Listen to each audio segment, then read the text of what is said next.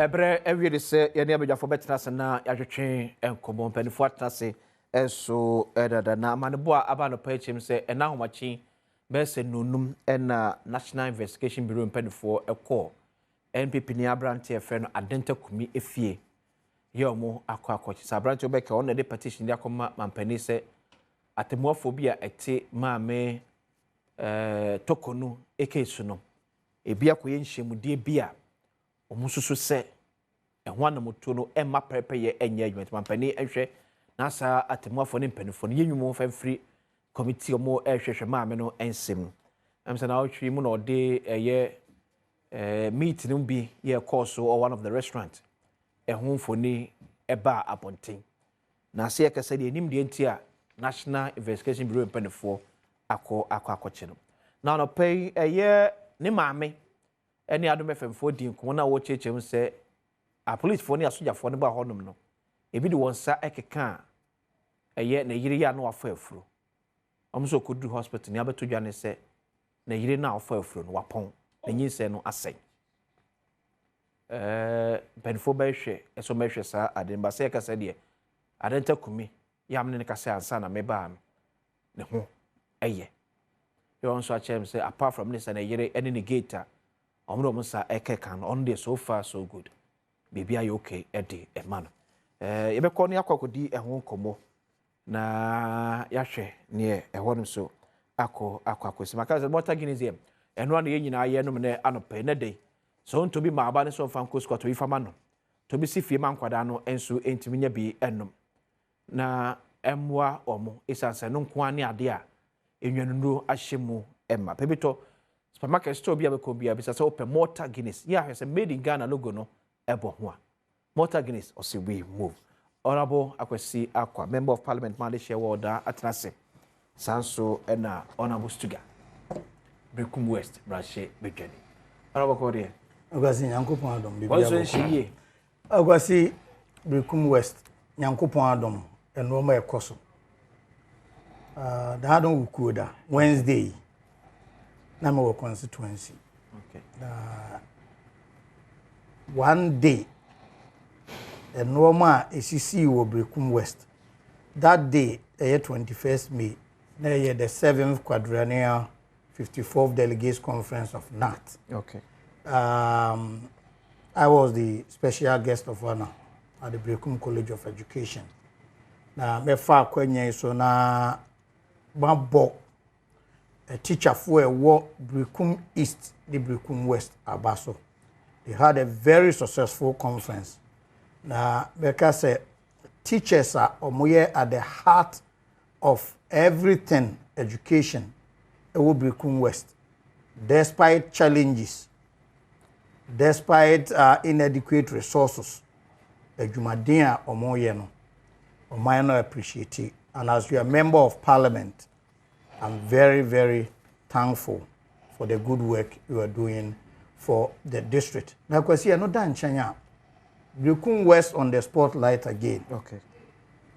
Brekum West district ambulance station a ewo ho me bo adwumayefo na baso ewo kwan sonko so isane say afi 2024 a etwa mu nyina ba na wieye na no National Ambulance Service national about 300 stations ewo Ghana ha no yeah omoya abaso bode no Brekum West was adjudged a well-managed ambulance station. Oh, okay.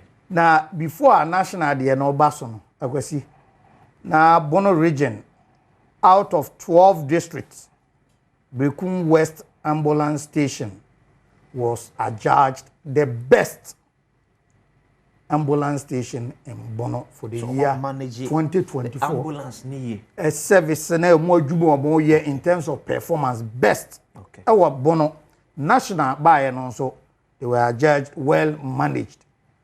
Okay. And they put Brekum West on the spotlight. Yeah. And I'm very proud that we see challenges are ambulance service almost staff EMTs emergency medical technicians FAC across the country. na especially Obrekum West, despite these challenges, na 12 districts war Bono region, they emerged number 1. National, about 300 stations, they've been adjudged well-managed station. Enti nano wukoda meko celebrate yomo. Okay. There will be another opportunity for a bigger celebration. Yabebo omo abaso na yashe omo nkuna said omo ye no as a member of parliament mani aje ho. And for that matter, challenges are meko identify wo omo adwuma mu. Because can you believe say omo call night shift there is only one room, a man and mema waiting, and these are challenges are emu omo abam are still omo emerge the best in the region, well managed nationally. Enti mabomo abaso dano ukuda. Okay. And I will have a bigger celebration. I go see meton safro. Eba EMT a honorable ne medical services the onim. Say emergency medical services. Critical. Ebi obi tinkran ha obega say oh bono de me koye den wo ho. Akwantu obetumi de wako bia wako sampa wako baabi accident. And if you have professionals who are dedicated, whose commitment, dedication to duty, unbridled, it will become Western. Now, as I say, you bomb abaso na you commend you. Finally, kwesi, this week has been very eventful week. A year committee on environment, science and technology. You boa pro, authorities, agencies are. Ministry of Environment. Inti yako PMCSR, yako PMU EPA. Yako PMU NBA. Na kwesi NBA no authority bia. Kiana fuodo do na enti omo ho asem na kwesi omo adwuma hia yie omo medical field National Biosafety Authority. Enti omo na ehwe se ene biotechnology abayi GMO sort genetically modified organisms. Ye nyina sa biotechnology into agriculture, into health, and may affect human health.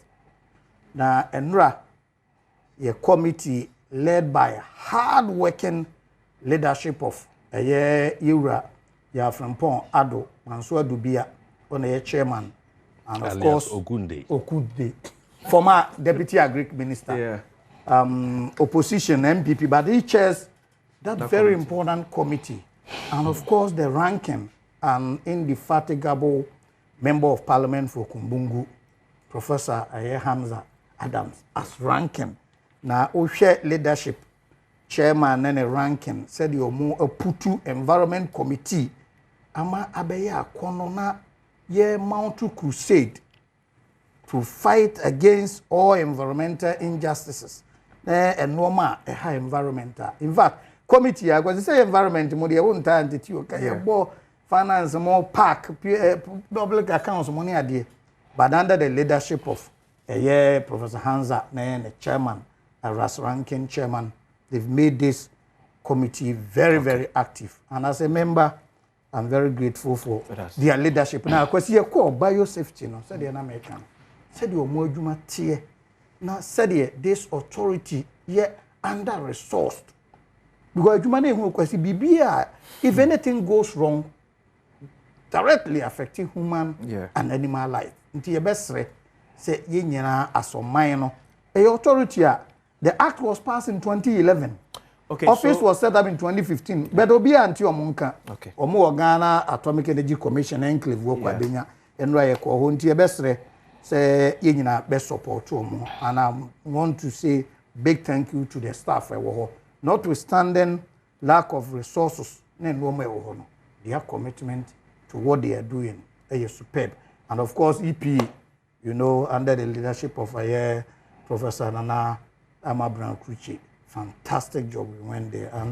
And then you better also after this program. Okay. And I'm enjoying my time as a member of this committee. Now Obi say sports committee we co-programmer sports for the forever we could do me introduce me say a member of the sports committee.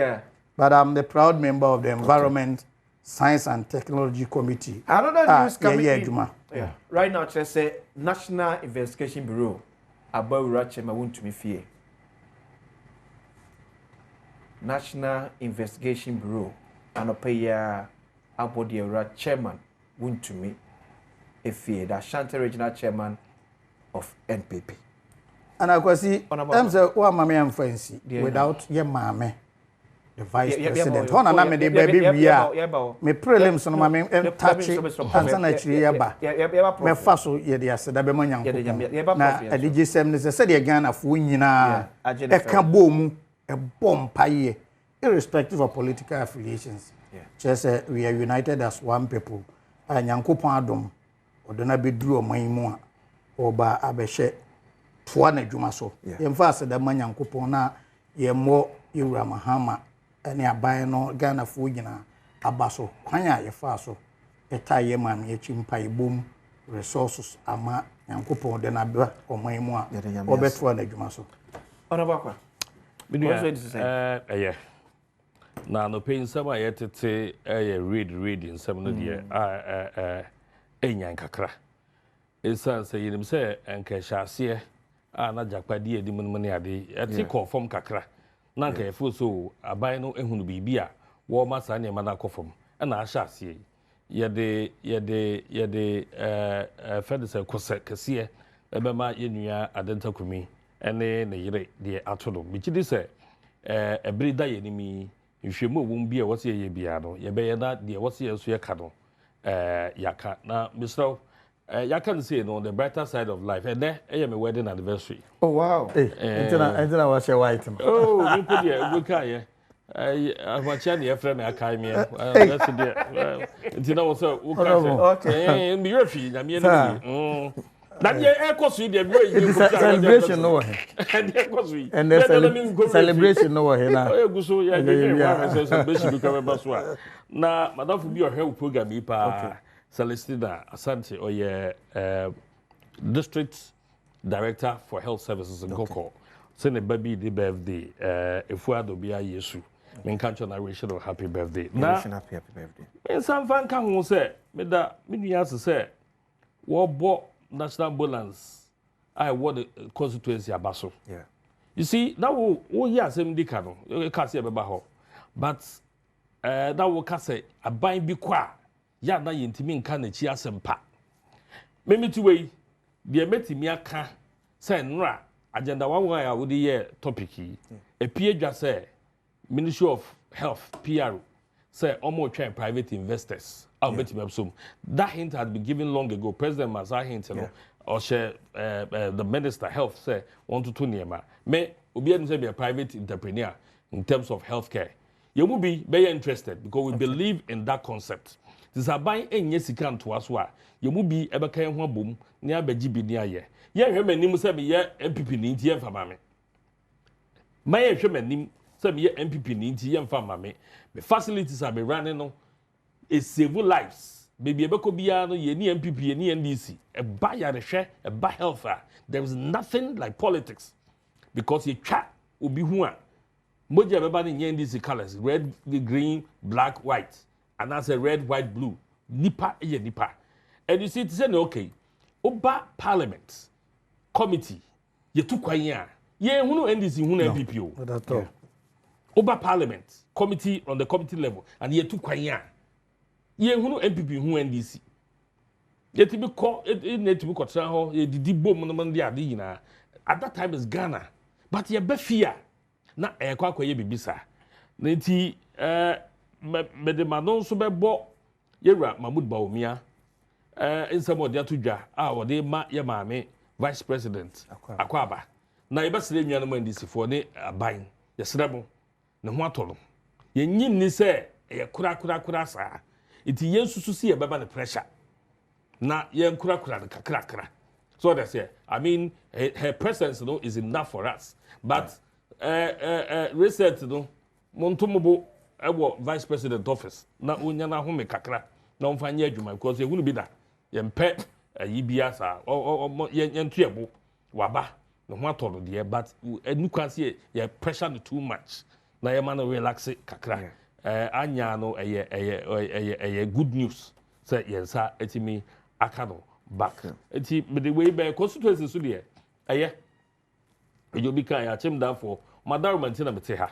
Enti yeguso kakra ye nya no tototro sa but ye shed niema afeda MC watena kodwa so ye hwese obetimi akeka ne ho na yabomu aye adwuma menwa kuma ebe adwuma na ya hwese ebepia achem da de akwadim na ade ba ko a na wotwi mu so aye very eventful any a press conference no ye about government statutory payments enko cripple on mine no the ACA they say yeah aban yi any year to force person ogidin say ne pen so dollar te ba from but it can be likened to say papa wo fie na sikegu bank account mu na wo hwe bank account na wo sere na so oba school fees untimi ntua ye o chop money untimi yiye money at reserves so you be sure the app but we don't have to go hungry under the guise of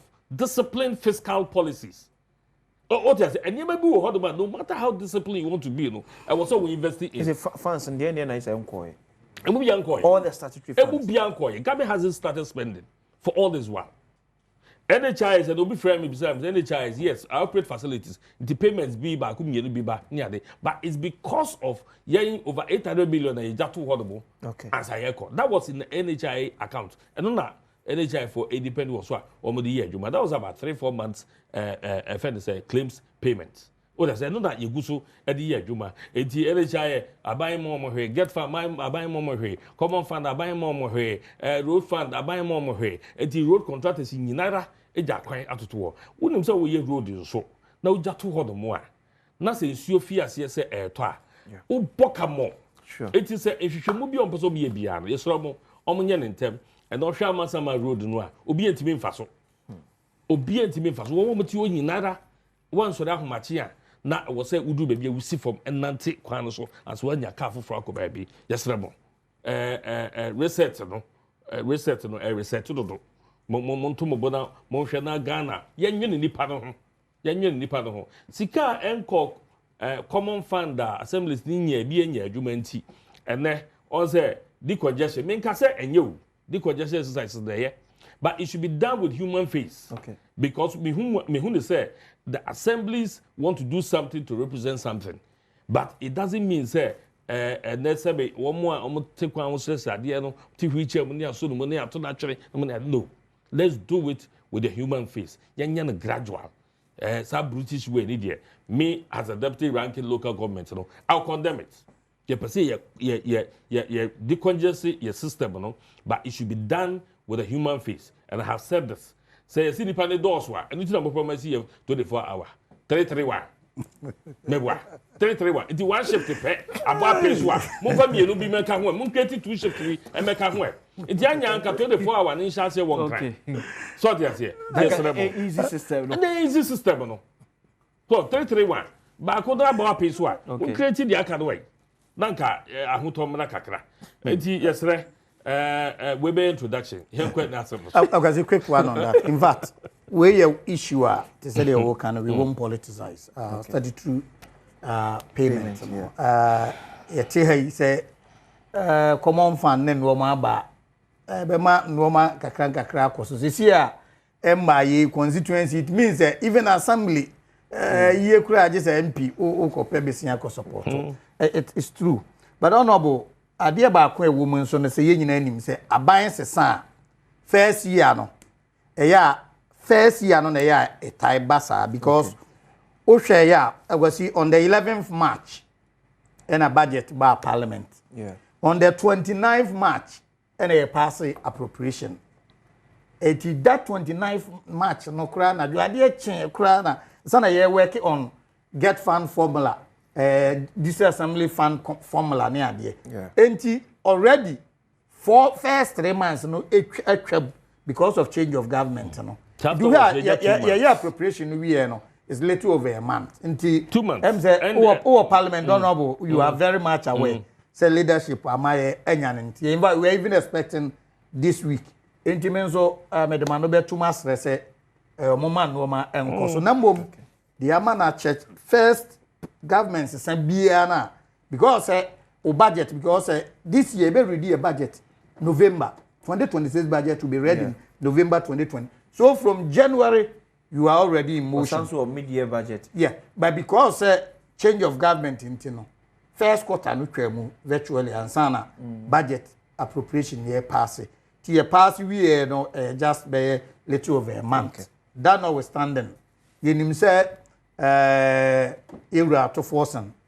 Said the auto two sikasem near forcing. Yeah, area to force. At is forcing. Forcing. It's forcing and it's for not forcenomics. What is the term forcenomics? Forcing. I don't mix. He's forcing. Forcenomics. But come there. Encompasses a lot of things. That was it. Forcenomics involves involves not only arresting the dollar, but dollar no. Reverse.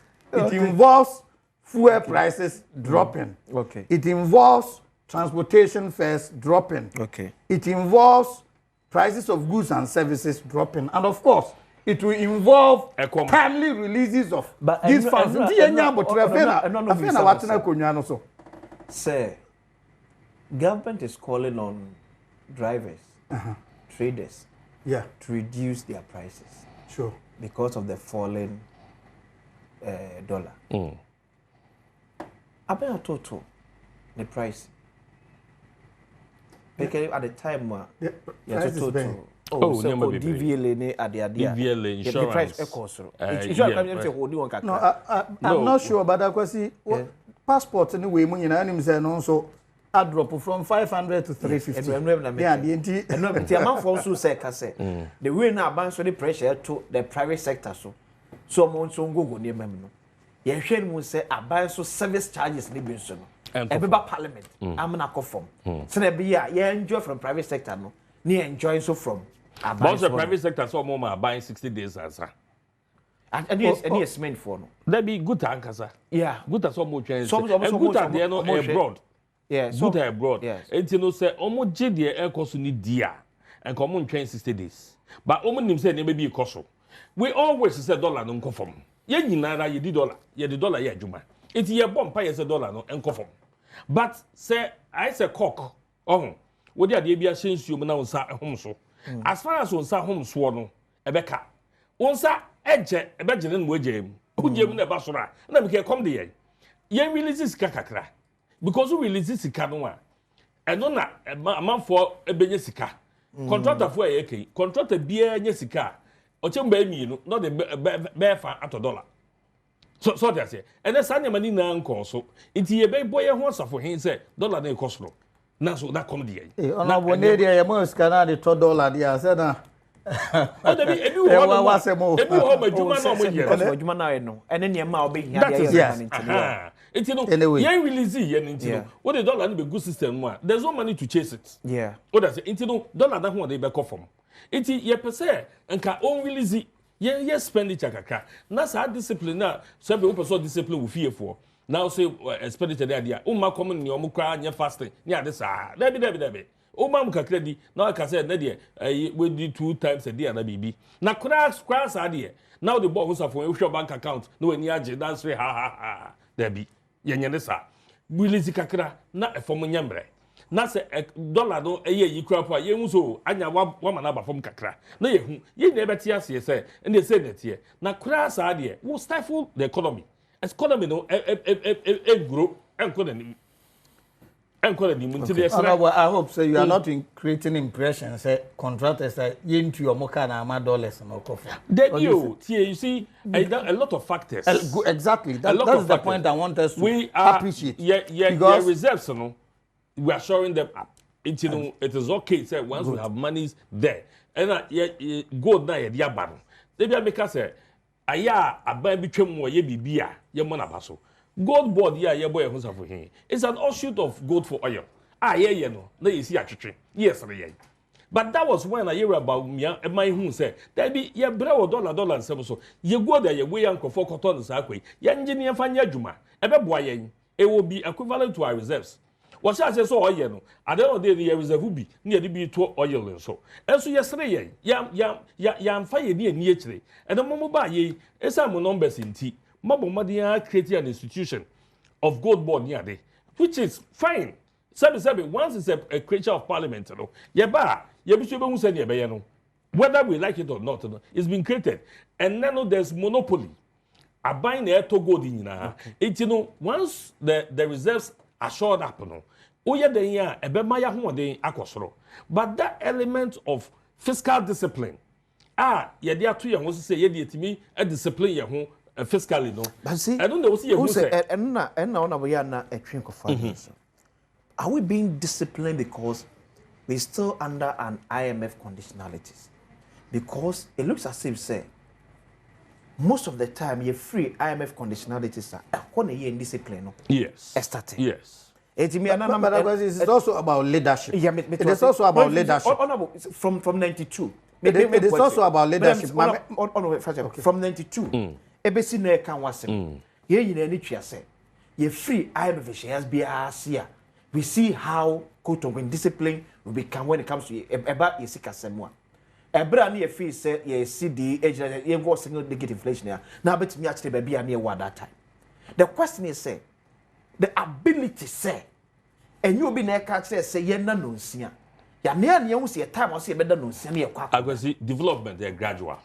Baby ye fi e baby ati. De bia e ka say be nnuanum social democrats pa o.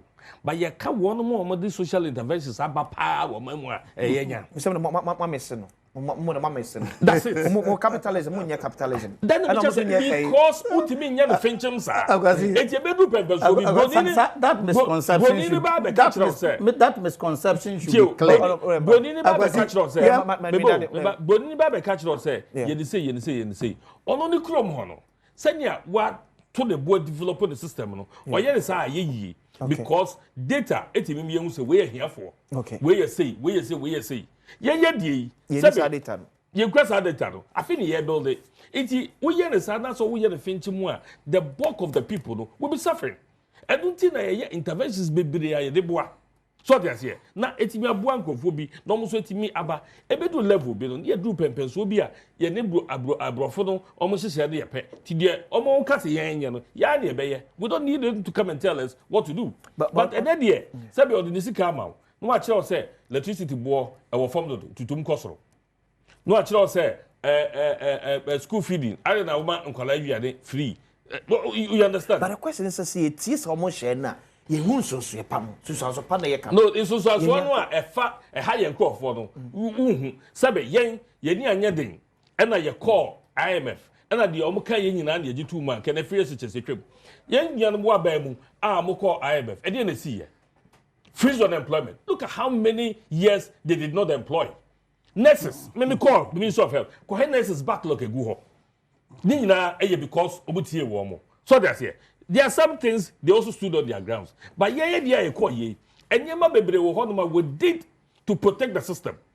So that's it. And then say ECG utilities board kosoro ni ade a ye wa ba mu no the boys so bo. And they betum and they be say ni ade. And then it's caught up with you. COVID levy, they the president actually here. Or say it's an IMF and they say dictates beboa. And so ye the share campaign mu say ye be COVID levy if you. And so ne president Chilebo say IMF in share ni bi. It year enye. So that's it. It is not about say ye na ye nim de what say ye. It is about system one. Say wo ka say wo hia musika. Ti de what say wo ye no na wo say wo ye. I'm just referring to you. But together. Say, according to the Ghana fortune, ye manocredie a dead. Say, I had near co. Basi a cassadi, I had near drew. Because near ma, a man for a tell to quite common on it. If you are so cobra, but the British will catch us say, me who that be your man. Now, one also criticizes a future. It looks as if I say, a mabul ninja don't know that, papa. Is that we see what's as a quite a certain class of people be and kwana enjoy there. And I'm sure we I'm sure be names of Bramedi. But see, my for no, send your country and so etia. I think so maybe that pressure na be a say a bar on your force to know. Baby, you can say track one ato. But some tia say, a bear shall see a track wine. Mensu wakwa mecha. Ye tra or daddy, ye trouble come west there. Etimetia Santima Pony said the bedroom so. But you told now we a trouble come west here. I pass me your quabian.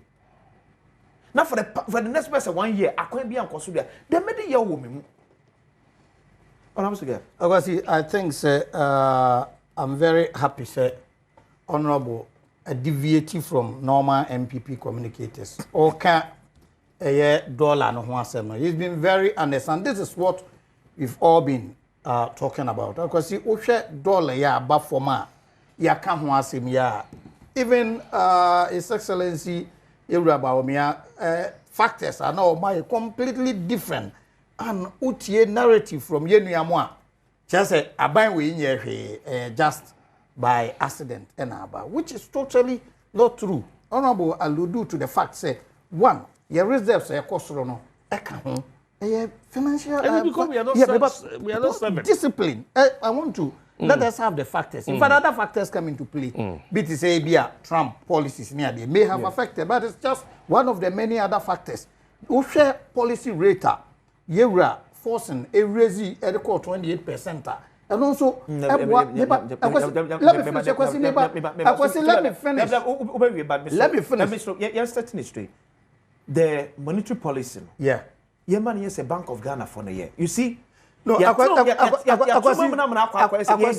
of Ghana from their duties near the she a vice president, she finance ministers. Meanwhile, Bank of Ghana I fully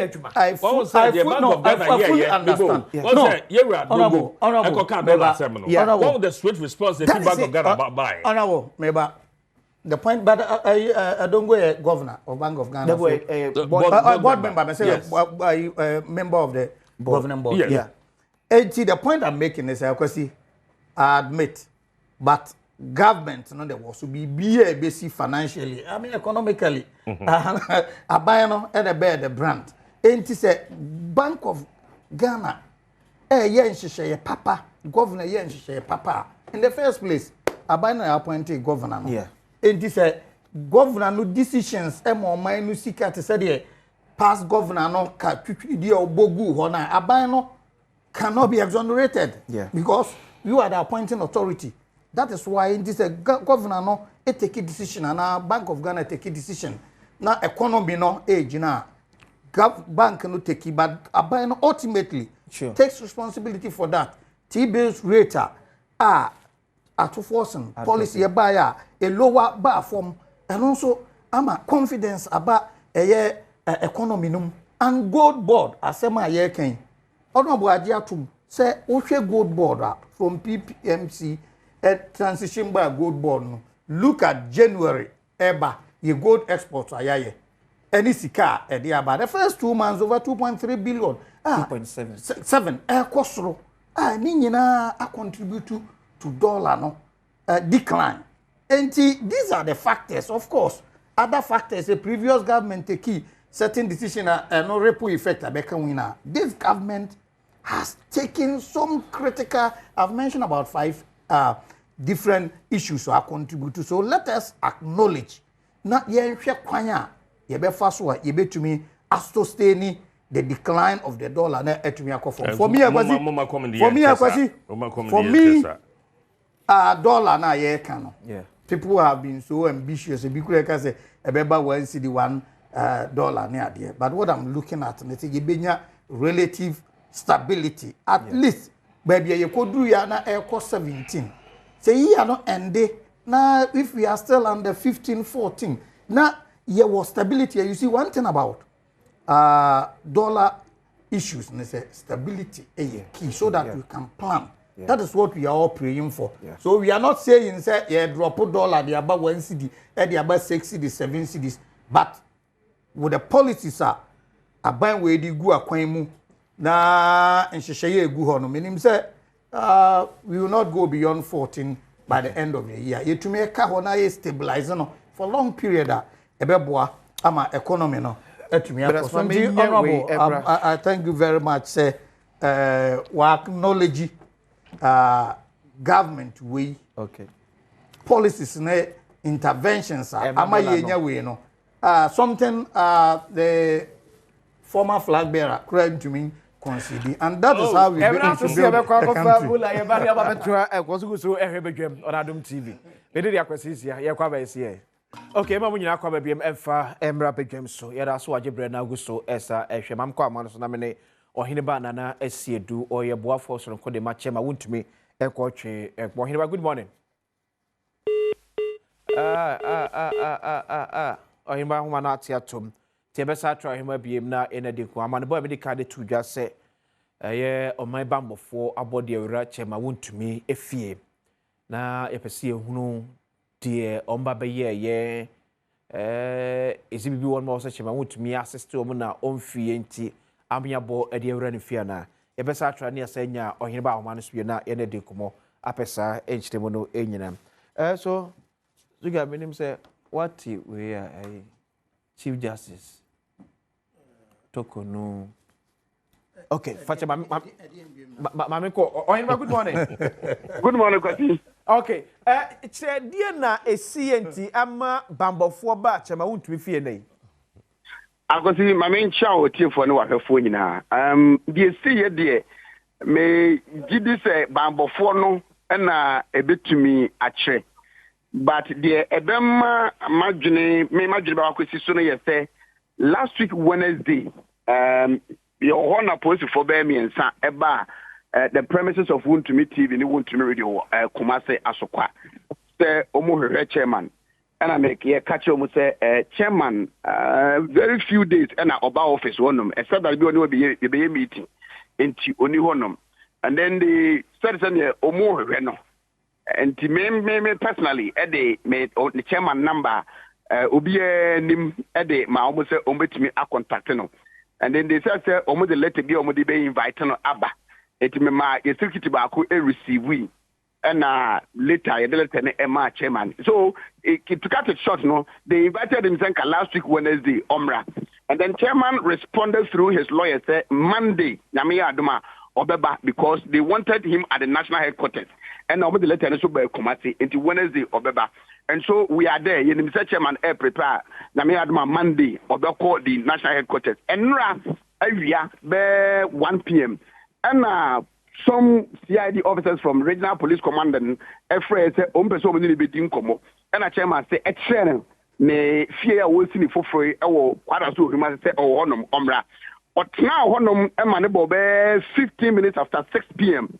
normally of course I to be 3-4 no afiwo but now ma ne bo be 6 omu anko and na ofre ne ka che mo say yenkofi because onye sure say omu beba and okoi and so this morning Owofie a prepare obefi akọ ne site a omo ye adwuma ho no and then the security be catch and say when we so police for bebre aba abetwa fie no ho ahia wo pese omuwuram omo bangi into the main gate no and a chairman sorry into where ne cameras na just say about 20 to 25 police armed men ebinim share uniform ebinim share uniform ebinim so akatakata omanim eno motwa efie no ho ahia enti I don't know the ama omu eteki this but the fact is oma befio wa engage omu no as I speak dodo na afifie honom ekọ a ebi nso aka honom menim de omu twen de kwesi okay ejisi aka say omo the chairman ekọ ana say omo anya na mfara nko no omo to me amfa chairman anko o engage omu no ka che omu say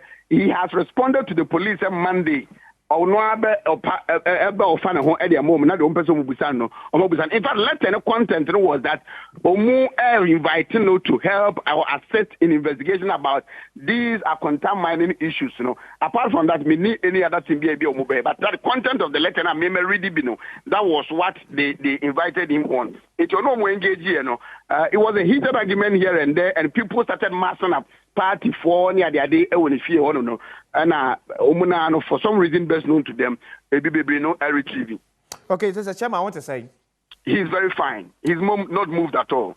Okay, eti I also bibia and say Debbie apart from the gate no mo try to move breaking in no nothing at all na bibia akan. So I want to say nyame adom Monday ye di adi mu chairman beba headquarters. That is what originally I planned headquarters Monday no Obebaho. Okay. Minim said yes in the ABA change the narrative there, but he was prepared that Monday he will offer himself to the police. Now Onuma could be our person. Okay. But that's why he may be saba on chain ABM. Or you ba SCA do a aid edema chairman Wontumi na mote say ye no etwetwe enkomo no eti on mama free akwasi say honorable opening remarks no or can be about rate near the other ye nyina nso enwe hu se oman no emra wo oman no enti Wontumi di I'm very surprised say abambofo invite because let us be very clear on this. Because sometimes every right some be arrested to interrogate you.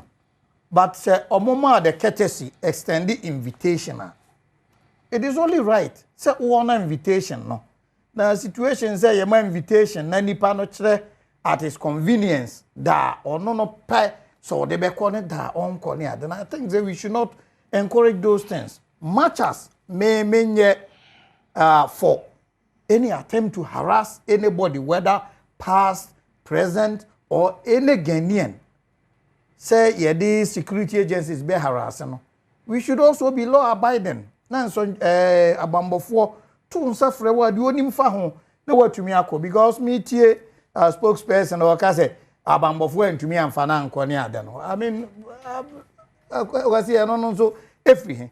Say omo abase ye beche wakwa who is Wontumi to say omo ntumi amfa na nkone ade ade nti ye besre say no ma bi ho a mo ma ye increase tension ya to nsa afrew Wednesday wa call the onim wa kikan wie then you go back omo hia wa omo asanya afrew na ekoye say ya to nsa afrew me ma da me pe na me ba ne ade ade a some of these things no a raise tension enti let us wait and see.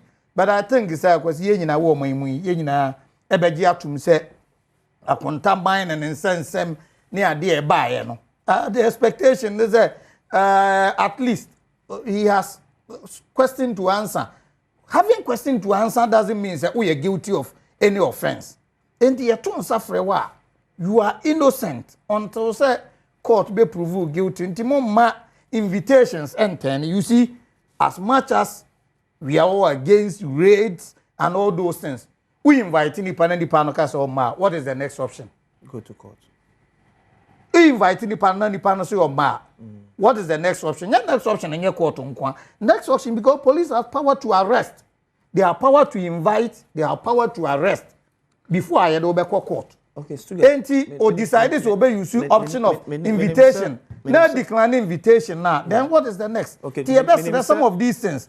No pay dia na ye kan mesre BBC a ye ma enwoma no nye clear no pay emza report ana wunya nipa wona ne kasa o omoko Adenta Kuni ho no Adenta Kuni de omo amfa omo nsa anka na mo omo de omo nsa keka na yire e de nsa keka ne security. I mean, what is the sense in this? Say nipa na oye suspect abo be fa no mo anta ache na anye ne we so ne ne ho son bibia anye no nambom ne yire na onyem no and a police I mean some of this na here can matters honorable nobody will countenance that say ukoya arrest especially na pregnant woman wo na do sabe but the here can say esia eya mo mayenya clearer picture of the situation because they are making suspect na ankasa do say obia anya ne hwe na mom me yire ne body security no body I mean say basa and try ye but let us wait and see meaning say ye koyanim no the truth must be told na akwasi ye nyina so mfa enhye yetiri mu say obia waye boni bia no will be called to answer. Okay. Ye from say be answer bibia I don't just so you're guilty. I mean, look at the last 8 years. Number of people are binder than invite you more court. No more nyom three didim. Enti okodi kan court wa sabi na wunni bem. But let us be law abiding. Na yema emranye adwuma. Sa so na best say approach to inviting, arresting, whatever no so yema human face. Emra na ye nyina enya asundwe ma mra no enye na adwuma said it here. So for Wontumi the year or okay. If say a track crata the abre Wontumi. May you sue the aid in narrative. Yeah. Now say Wontumi responded through the lawyers actually almost say more the crata na abre mukumase. But musi meeting beba so one crime. Yeah. Any encrying dear minya dear and kadajwada. Any member. Sentia say ye temo juma. Why then will you then come to my house? No, Ntiasia, obviously. The point is, I was in the panel invited. Yeah.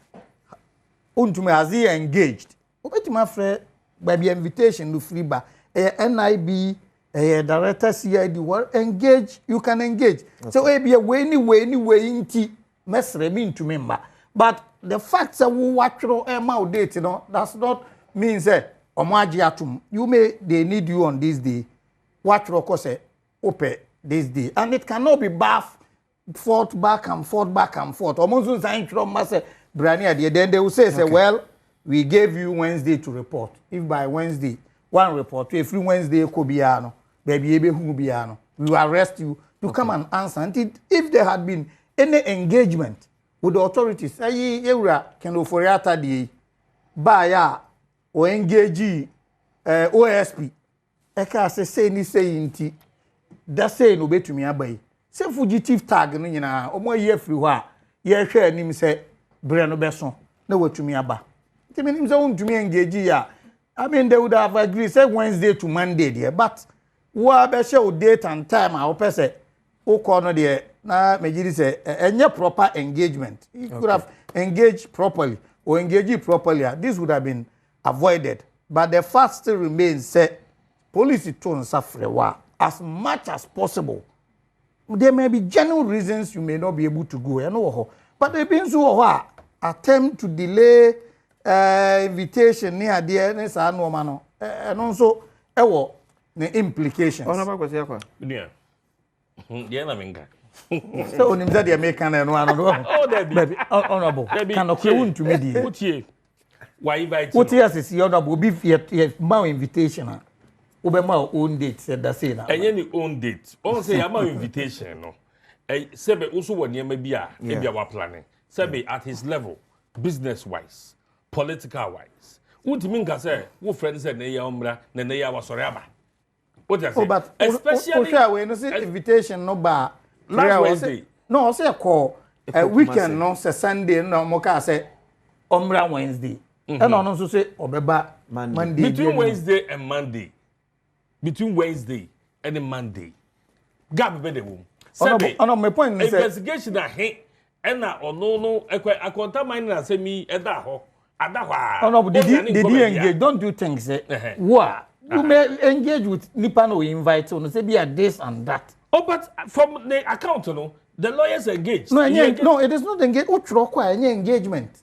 It is. You think it's a comfort from? Oh, probably because that should be discussed. Because what Honorable. That is where you leave an evidence. Yeah, okay. That's because phone call. Beyond that. I said, so how would you know say and that has been accepted or not?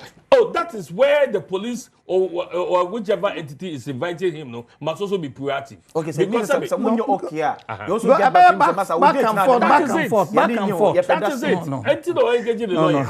What is it? Until no man the lawyers so ebemu. Until what should I it's the end. It's a mobile reply.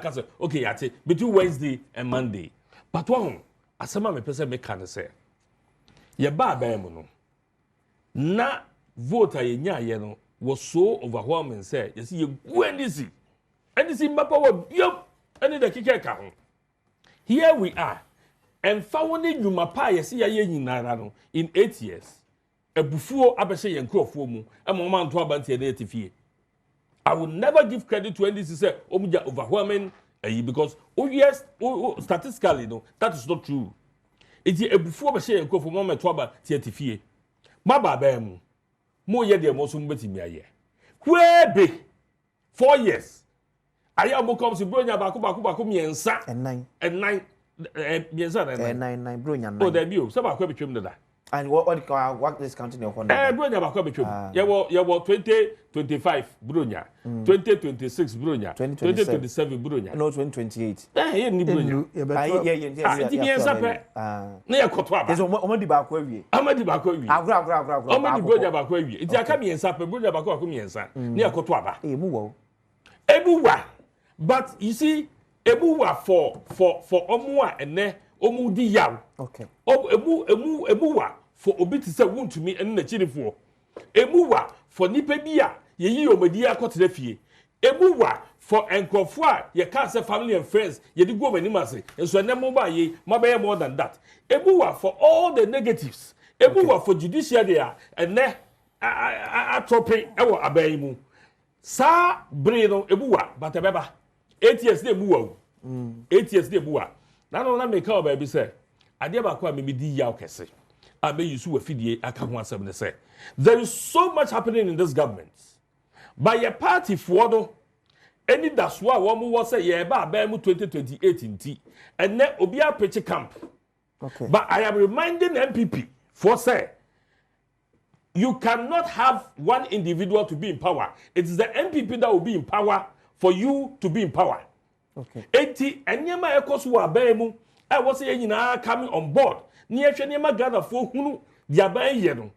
Ye jai sa nyema no na aban ye di opɛ with impunity. Na ye ka se me na meni asubesi ko, me na obenti ko na ye totoma ye ho, ye totoma ne ye ho ne ade a aban edi je ho. Esa say eno na ekata ye ni. Na omo ye di omo pɛ. The rank and file of our party are waiting on us to be able to hold this government to accountability. To be able to hold this government accountable. Send ye be ya. Omo be hu so musu etijira for omo mpanifo bi a they ready say ye take power in 2028. You better to ababio. Okay. 2028. You better aba. Me di akwasi sia yakobo ya badaju be say de ehia akoso na hwe Adom TV. Bedwem de background.